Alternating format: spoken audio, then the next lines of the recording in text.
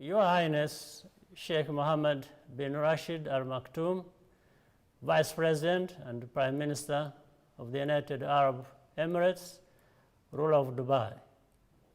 Distinguished ladies and gentlemen, let me begin by thanking His Highness Sheikh Mohammed bin Rashid for his patronage of this important conference and for the invitation to join you today. No country or continent has been spared the damaging effects of the COVID pandemic. Africa is no exception. As vaccine distribution improves globally, the pandemic is becoming more manageable. Travel and commerce are beginning to recover. However, we are not going back to the same economy that we knew in 2019. Some of the changes will be profound and lasting. The crisis in international shipping and transportation is already generating new thinking.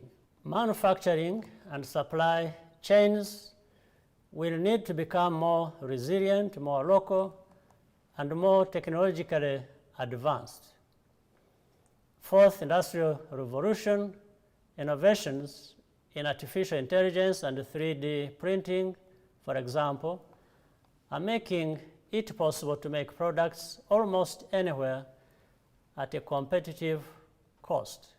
Similarly, life-saving vaccines and other pharmaceuticals will increasingly be produced in a decentralized fashion, including in Rwanda, thanks to advances in engineering and good partnerships with companies like BioNTech and others. These changes were already underway before the COVID pandemic, but are now likely to accelerate. Africa met this crisis well prepared in at least one important respect. The African Continental Free Trade Area, which was decades in the making, had just entered its operational phase in July 2019.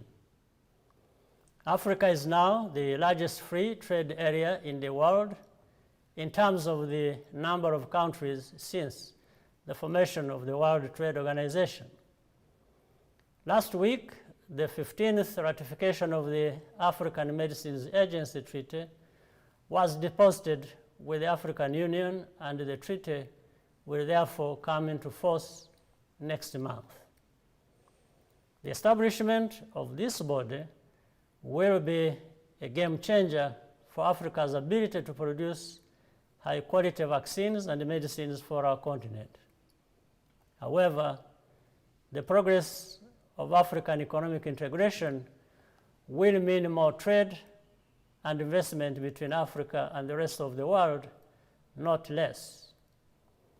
The United Arab Emirates, and Dubai in particular, have long played a key role in linking Africa to the wider global economy. This interconnectedness has been mutually beneficial, and we wish to continue to deepen those collaborations. The COVID pandemic has been an extremely difficult period.